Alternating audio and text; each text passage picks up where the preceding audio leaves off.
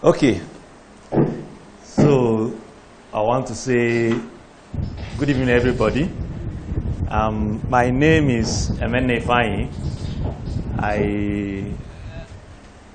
I'm a teacher. I run an institution called Counselor University. It's an online training platform. And recently we were selected by Tony Elme Foundation as one of the 1,000 ideas in Africa that can drive Africa.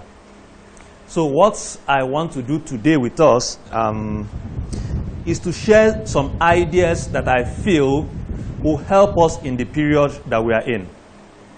Now, my chairman here, about 30 days ago, more than 30 days ago, sent me a mail that he wants me to come and share about strategies on business strategies and emerging economy.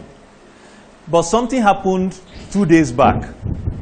There was one of our students who, sorry, I need to put off this mic so it's interfering a bit. But I hope you can hear me very well. Yeah, so there's one of our students, he's based in Bayelsa, and he has been taking one of our courses, which is titled How to Raise Money for Your Businesses When Banks Say No to You. Now, few days back, he had gone to the middle of the course, and he called me, said he doesn't think he can continue with the course, and I asked him why. He said because his problem now is not really the money for his business. He's actually seeing somebody who can come to even buy from him. Now, what that told me was that the first priority of every Nigerian now is to understand the recession that we are in, get out of it before you now start to talk of how to operate in an emerging economy. So what I want to share with us today is principles for overcoming recession. Basically, I want to talk about the principles that, two major recessions or three recessions happened in the Old Testament. Recession is essentially what is known as famine. The first one happened under Abraham. The second one happened under Isaac.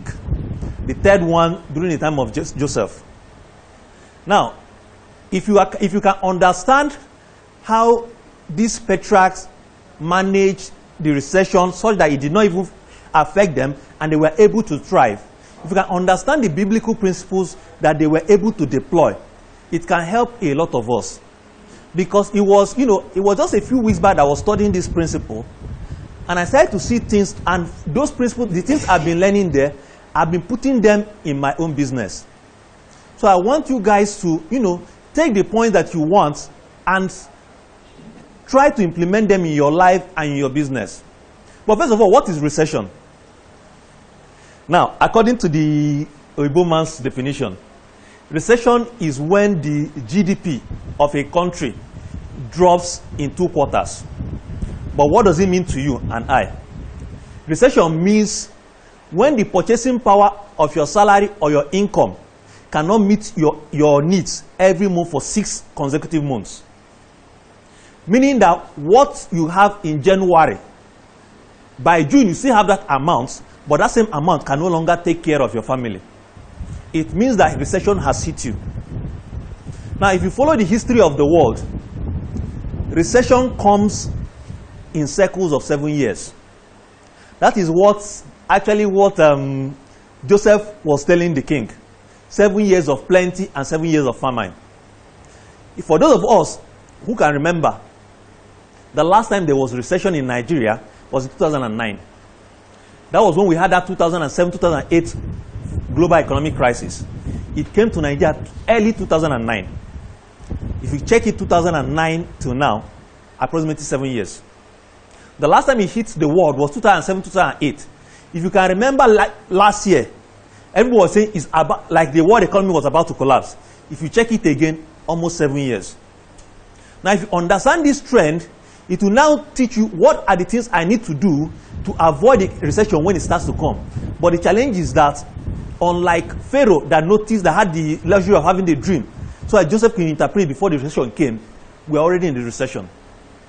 I was watching one of the videos I did at a chapter last year in VI. and was telling them that I think a recession is coming. Apparently, I didn't expect it to come this soon, but we're already here.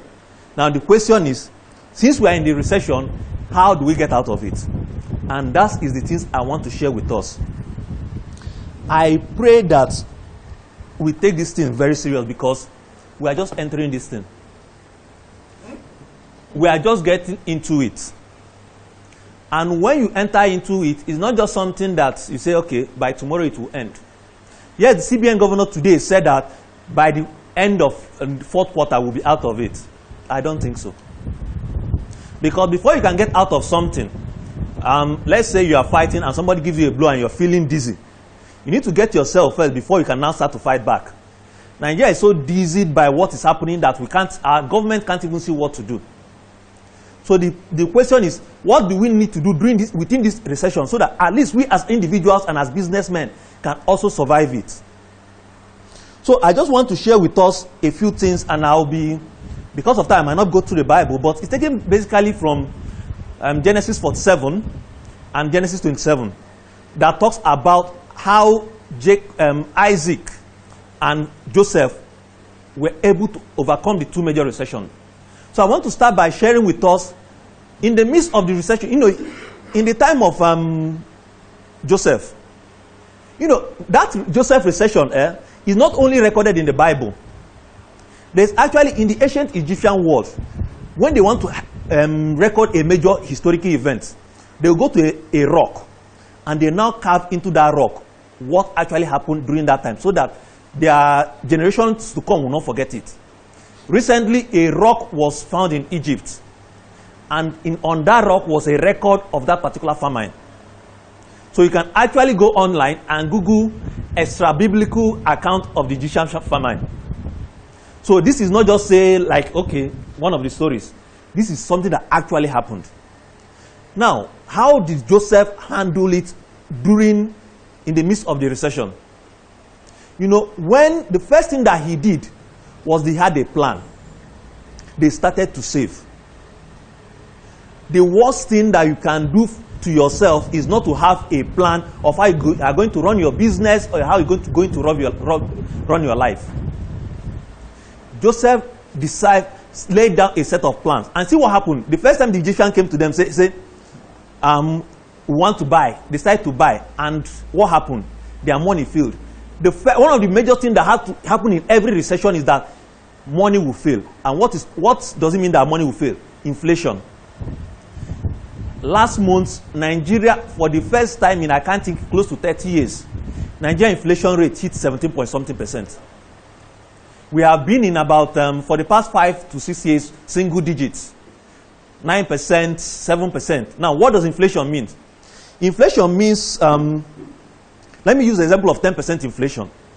Assuming you can buy something we're in September, you buy something like 100 naira now, and we're at 10% inflation rate. It means that by September of next year, that thing will increase in price by 10 naira. That is 10%. Now, Nigerian inflation rate has jumped by more than close to 17%, and is still rising. It's telling you that the first thing that failed during Egyptian time was money. And under our own time too, money is failing. What you could buy easily last year, you can no longer afford them now. I went to one of my clients who owns a pharmacy. A lady came in to buy her drug that she normally buy with about 500. And when she came, she bought about 3 drugs for 500. One of them now cost 400. She said, I'll come back later. Meaning that she's now going to go without her drugs. If you understand inflation, it means that you need to start to structure this thing into your business. Now, I won't go into the mistake the Egyptian made, because one of the major mistakes you need to understand is that the Egyptians were asking for bread. God ministers seed to the sower and bread to the eater. It's seed that you convert into flour and you now turn into bread. If your eyes is on what you feed, the seeds that are coming into your hand, you think of, how do I get it to something to eat? The Egyptians were coming to what Joseph saved were grains, seeds. When the Egyptians were coming to him, they would say, give us bread. Meaning that as they were seeing that grain, what they were seeing was bread. How do we convert this seed into bread? One of the things that will happen to a lot of us is that any income that you are getting now is, I want to buy food. And for a lot of us, that would be a horrible mistake in the time that we are in.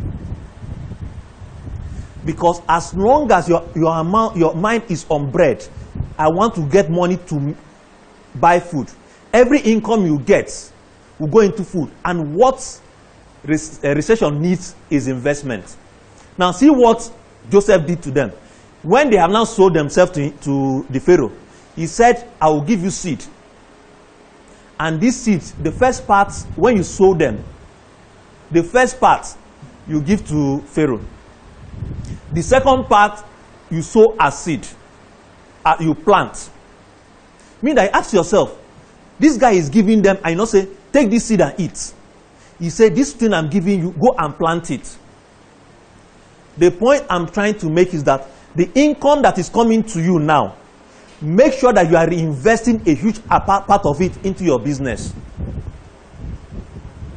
I repeat again, the money that your business is making now, make sure that you are in reinvesting at least a quarter of it back into the business.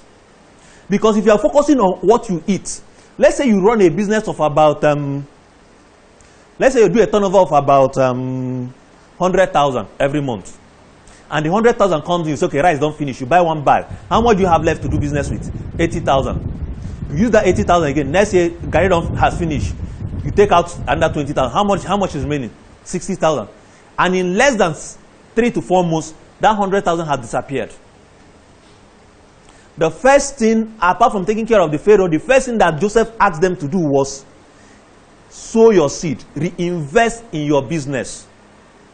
This is very, very important. For each of us that's going to survive this recession, the first thing that we need to do is start to reinvest in our business.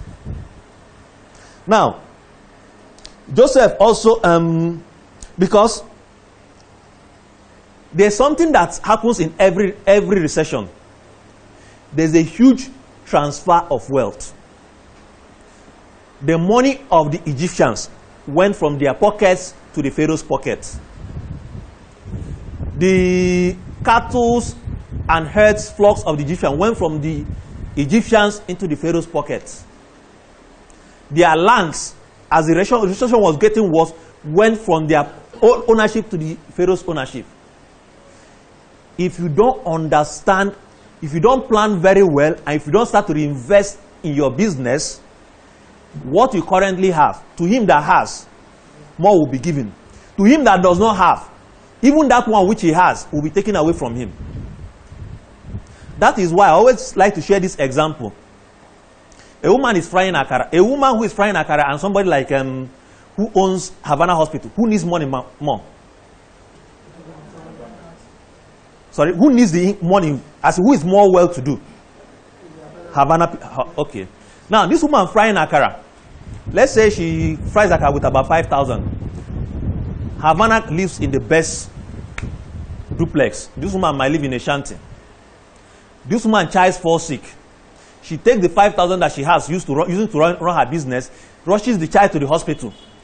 The little that she has is taken from her and given to the hospital. To him who has not, even the little that you have will be taken from you. And what is this thing? You know, God said, the Bible tells us that God gave Solomon 3 things to make him very wealthy: wisdom, understanding, and a generous heart. What the Bible is telling us, he who does not have, he who does not have knowledge, who does not have understanding, what he has will be taken from you. See, what the Egyptians needed to have survived that thing was to have, when they saw Joseph stacking the grain, they would have gone to him, Ogami, what is happening? Is knowledge that you need at this particular point.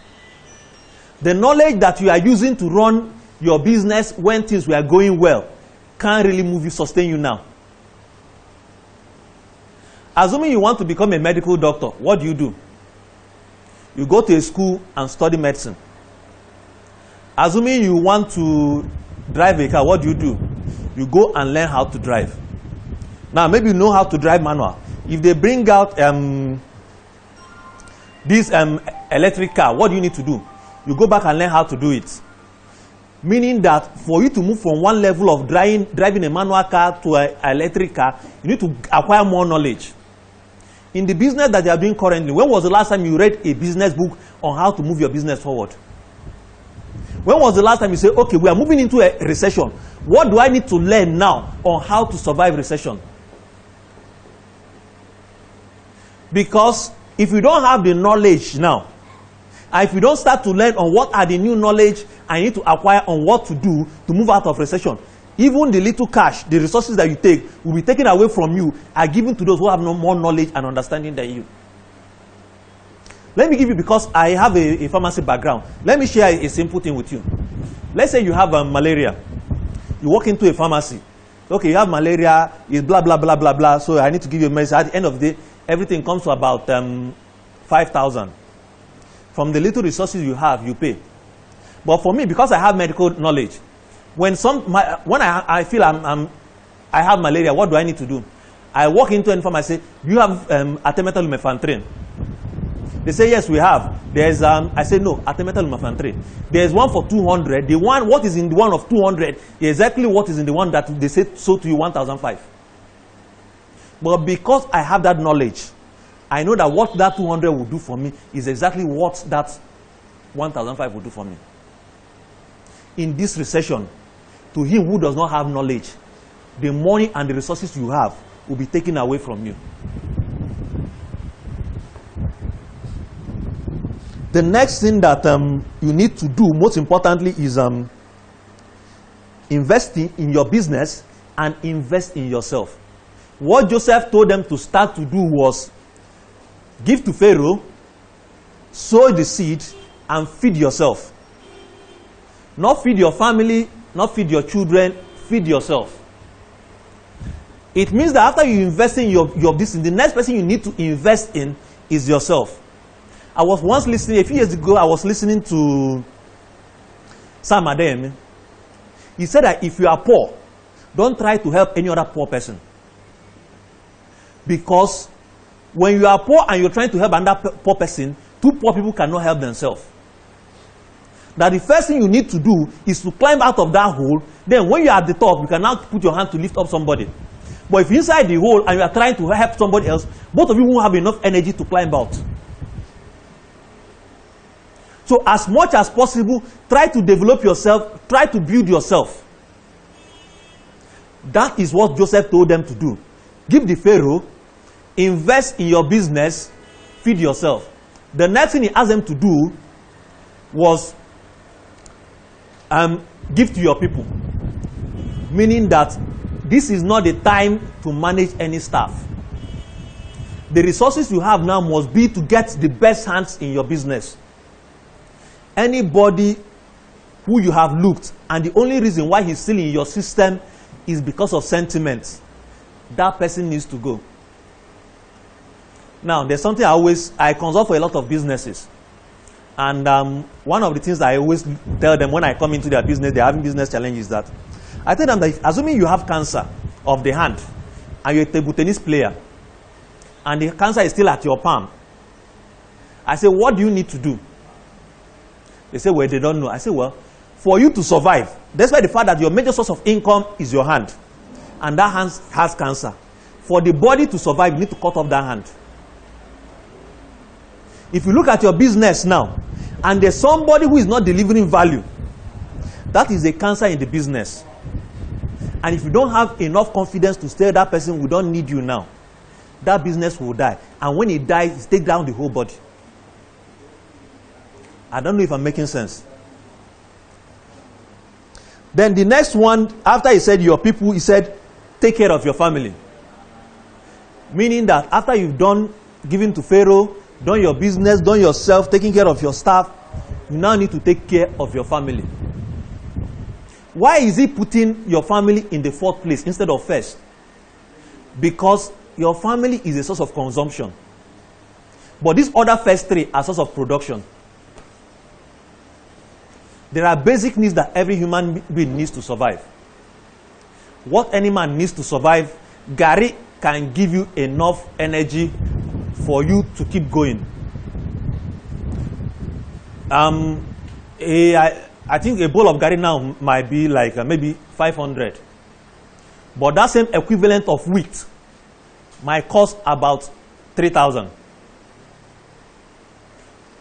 Your family can actually survive on garri as much as they need wheat.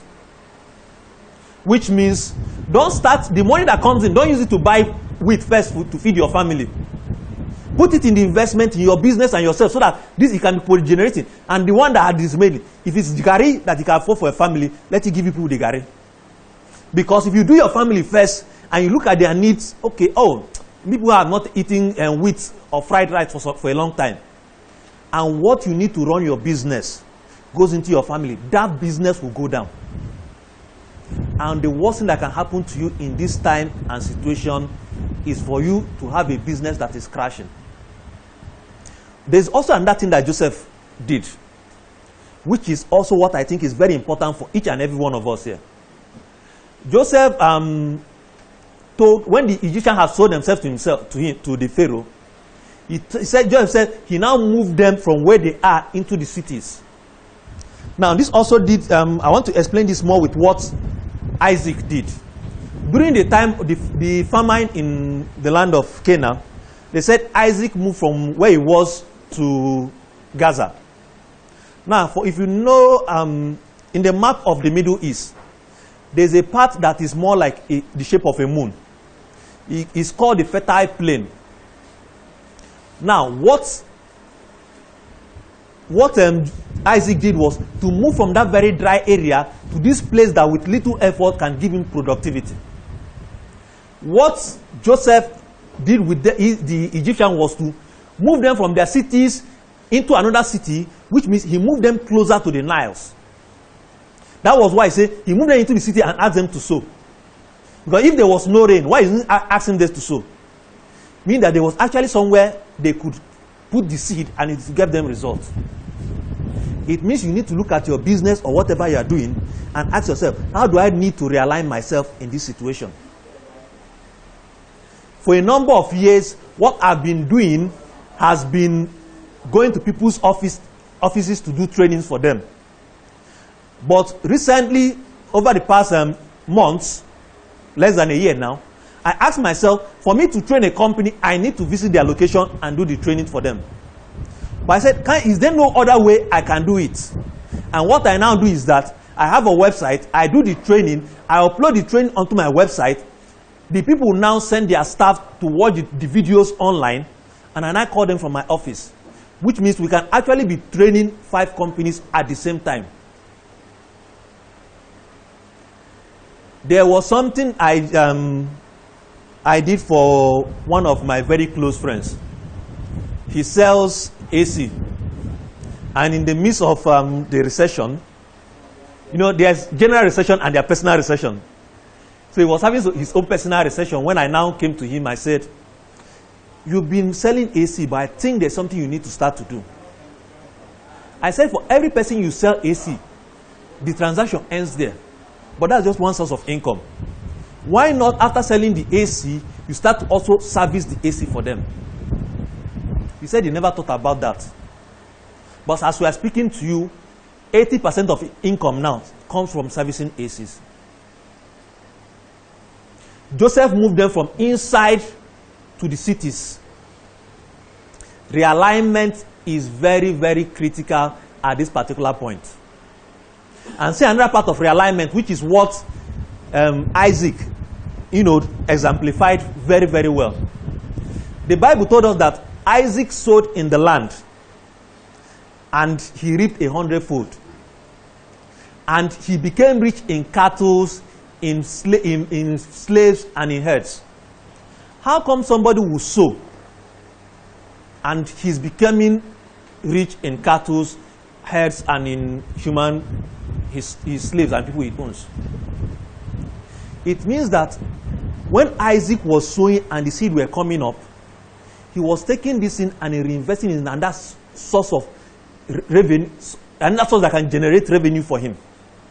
Meaning that, because for him to sow seed, You need to sow, harvest, and wait to another season for you to sow again. But if you sow as you are selling, you are using it to buy cattle. You are using it to buy workmen, and you are using it to also buy herds. How does this apply to us? Most of us would have heard about this guy called Warren Buffett. Warren Buffett is the richest man in the world, or second richest man in the world. He said that what he does is for his company, when they bring what they have made, he takes the revenue the company has produced and look for area that can give him higher return and puts it there. Meaning that because this company is giving him the highest return, doesn't mean he's reinvesting in this place.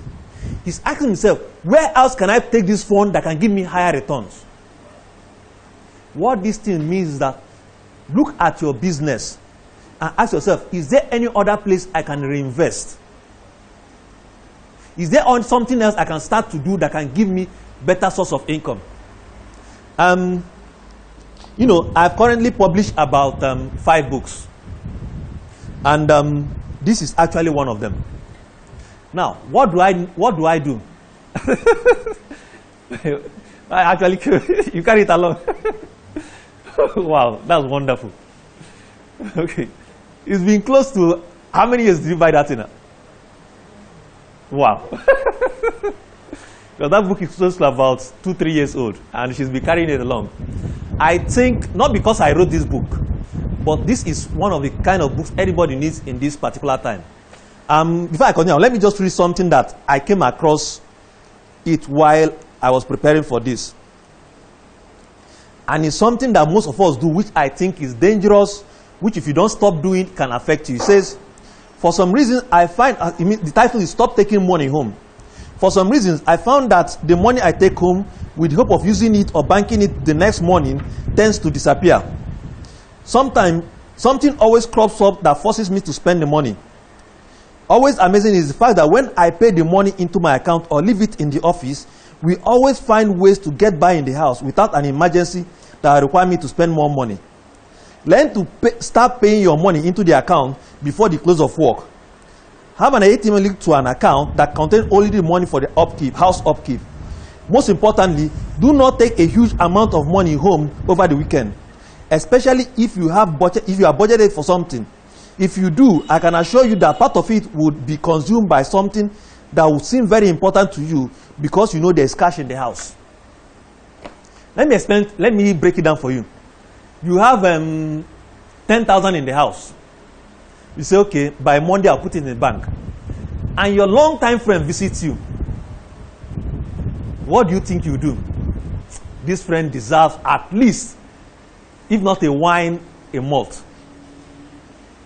Now, let's say the malt, let's go for malt. Malts, let's call it 120. Meaning that you now have 9,000, how much? 800. And maybe your child starts to cry. Oh, this child is, I need Mr. Biggs, I need, okay, take this 800 on top, buy him shawarma. How much remaining? You find out that before Monday, that 10,000 that you are hoping to bank, before Monday you might have him by about 7,000 or 8,000. But see one thing, if you had banked that money by Friday, I can assure you that you find a way of getting by. How many of us have had weekends where we didn't have money at all, but we still went by? How many of us have had when we went home with money, planning to do something with it, and by Monday that money wasn't complete again? There's actually a law called Pascal's law. Pascal's law said that when your income increases, your expenses automatically increases to match that income. Meaning that because you know that you have 10,000 in the house, expenses will come up. You feel that this child that is crying actually deserves this Mr. Biggs. But if you know that that money was not there, you just know there's no money in the house. That is how part of the way to manage and survive this recession. Looking at your business and asking yourself, which other areas in my business can I activate and start to channel more money into? Because if you don't, I can tell you that you find it very difficult. And I said that, you see, This was part of the reason why Joseph placed family on the 4th position. Because if you have placed family first, any resources that comes in, I can tell you that your family can wipe it out. But if you do invest in your business, invest in yourself and your staff, by the 4th time, you say, okay, at least this 1,000 that is remaining, next week we can get the wheat. Let's just manage Gary now. One of my clients my wife started a school this session. And one of my clients just paid me some money this morning. And I knew that if I leave this money till tomorrow, by this evening when I'm getting home, the money would have disappeared. What I did was I asked her, what are the list of books that you need? She made the book list, and when I took out the money, we drove straight to Ojuelegba. We finished buying the books, and as we are coming, my children were saying that they needed, I'm hungry, I need this, I need this. This is the only money remaining, you know. So manage granite and popcorn. But if I left that money, I said tomorrow, let me use it to, I can tell you that by this night, when they worry me so much, at least know how that 3,000 won't go out of that money.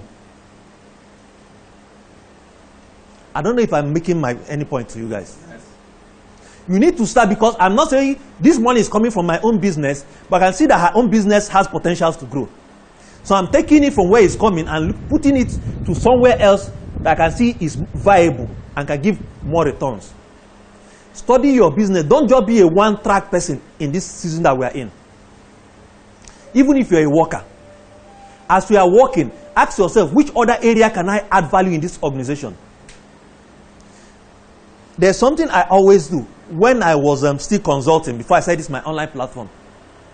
And people don't call me that they need help in their business. How do I get my client? I come into your office.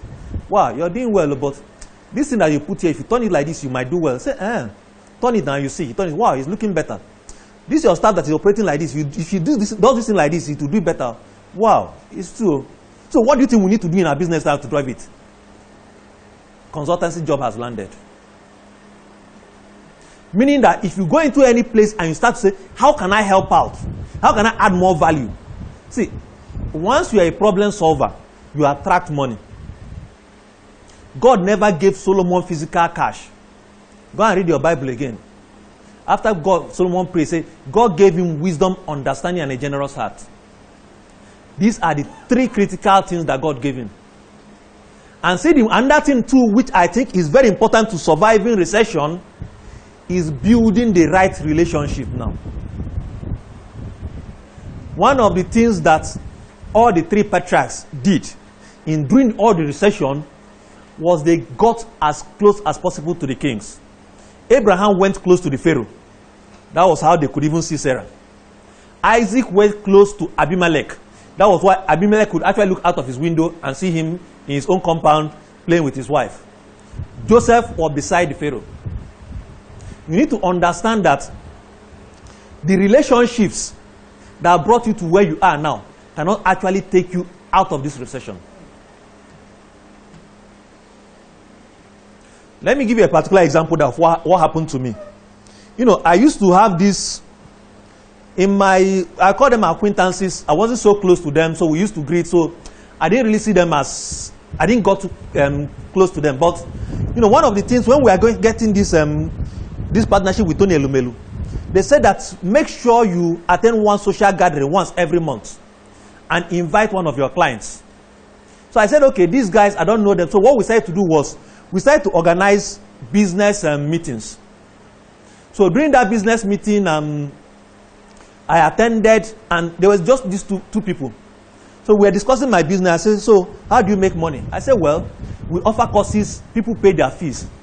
Say, is that the only way you make money? I said, well, that's how. Say, but you know that there are people who just want to watch only your video. I said, well, there are a lot of people who only watch the video. So why not add adverts to those people? I said, it's true, I never thought about it. So, but you know that there are actually some people who like to watch the video, but wouldn't even want to be bothered with the advert. Why not make these people to subscribe so that they don't get the advert? I said, well, I never thought about it. The people I was relating with, up to the point of recession wouldn't have given me this kind of ideas. It was because I consciously asked myself, to get to the next level, who are the next kind of people I need to? You need to, there's something that he said, look at your 5 closest friends and look at the qualities of your life.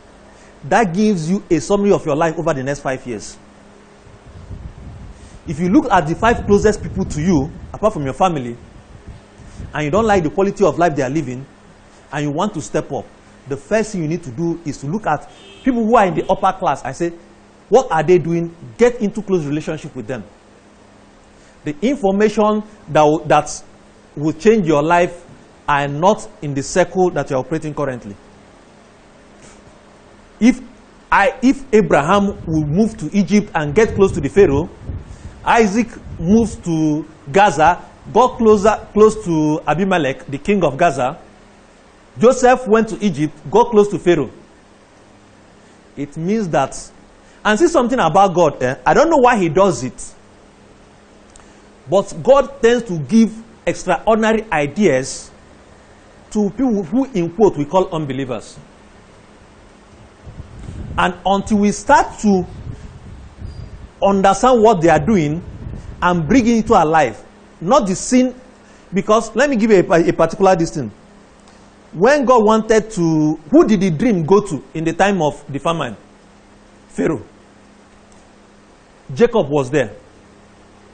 God actually called himself the God of Jacob. The dream did not go to Jacob. The 12 patriarchs, the sons of Jacob, were there. The dreams did not go to them. It went to Pharaoh. In the time of Nebuchadnezzar, who did the dream go to? Nebuchadnezzar. God actually revealed, if you read the history of the world, God revealed to Nebuchadnezzar what will happen in the next 400 years. In fact, if you read on that dream of Nebuchadnezzar, when one of the people there was called Alexander the Great, they said when about 300 years later, when Alexander the Great now appeared on the scene, the high priest then met him and said, "You are the person that was written about in our book." I'm not saying look at the sins that these people are doing. I'm saying look at the principles that are operating in their life. Ask yourself, what can I take out of them and bring it into our life and also use it to transform my life and also use it as an avenue to preach the gospel of God to these people. Because if we are just saying we are just thank you. If we are just saying, okay, it's just the people I know, the Christians, the born again that I'm close to, Jesus gave a clear instruction. Go you to all the nations of the world. He didn't just say go to the Jewish nations or go to the Gentile nations. Go to the Christian nations. Meaning that these people, look at them, see what is giving them, the principles they are using, take it and implement it in your own life, get that result, especially the data that they have. There are lots of, the owner of Facebook that we use a lot is not a Christian. Now, a lot of us go there and we spend time. And we don't realize that for every minute that we are on Facebook, we are making somebody rich. But when you start to interact with people who understand how social media works, on the average, I make, from the income, apart from my platform, from the videos I put up and the things I write, I make average of about maybe, let's say, 200,000 from contacts I get via Facebook in a month. A lot of you have values. You are doing your business. How many of you have ever taken pictures of what you do and put it on social media? There's something I do. I joined about more than 100 groups on Facebook. And any day I post anything on Facebook, because I do videos, I write a lot. I take those things I've written and I spread them to all these 50 groups. Because the Bible says, sow in the morning and the evening do not withhold your hand, because you don't know which one will produce. And I don't know which particular one that somebody will say, I saw your, in fact, somebody called me today from UK. Says, sir, I'm watching one of your videos that you delivered at a hotel in VI. I'm watching it in UK now. I just want to call you to say thank you for the information that you're passing across. That he's trying to set up a business in Nigeria and he wants to do this. I said, okay, these are what things. He said, wow, he never thought about it. That when he comes back to Nigeria, he'll come to meet me. Don't just be there and asking yourself what you eat, what you drink, and what you wear. The kingdom of God is way beyond that. You need to seek the kingdom of God. Seek the knowledge that inside the kingdom of God. See, there's something that in the book of 2 Peter, there was something that Peter said. Because, a lot of us say, we have faith, I have faith, I believe this, let this thing come to, this thing will manifest in my life. In that book, if you read, go home and read the 2 Peter chapter 1. Read it through. He said, may grace and peace be multiplied in you by the knowledge of God and of His Son, Jesus Christ. Meaning that if you want the grace of God and peace to be multiplied in you, you must have perfect knowledge of God and of His Son. And how do you have knowledge? See, part of the challenge I have with a lot of Christians is that we just read the Bible and we just look at it. We don't try to say, what lessons am I getting from this? I read the Bible. See, I don't read the Bible just to believe. I see the Bible as a practical book from where I can lift up principles that can change lives. And for instance, why I started now, every income that comes from me, I said, I take a significant part and invest in my business. It was because of what I saw Joseph, how Joseph managed the famine. But a lot of people just read through it and read the part of that Jacob sowed in the land. Because another part which I think I forgot to mention was, say Isaac sowed in the land and reaped 100-fold in famine. Now ask yourself, how would somebody sow in famine and reap 100-fold? There was no rain. How did it happen? Because we just say, okay, God, I will sow and just bless me. One thing you must understand about your business is what is called the critical success factor. To a farmer, what is the most important thing to a farmer? Apart from the seed. What is one thing that will guarantee a farmer that his crop will grow? Water. It doesn't matter where that water comes from. It can come from the sky, it can come from under the earth. If you want to know how God multiplied this thing, made Isaac to get 100-fold, you need to read beyond that. What did Isaac was doing? He said Isaac's men were digging wells. Meaning that if rain water doesn't come from up, it can actually come from the ground. If they dig well, they use it to irrigate the land. Now, because it takes a lot of time to dig the well, when the people of the Philistines then saw the well, it was so deep that when they saw it was so deep, they feel so dizzy and they will cover it. But to him, he knew that the critical resources to get crop was water. So he was digging well, using the water from the well to water his farm. And when the farm produces, he takes the resources from the farm and buys these cattle and sheep. God's principles are practical principles. God lays down practical principles for us to change our lives.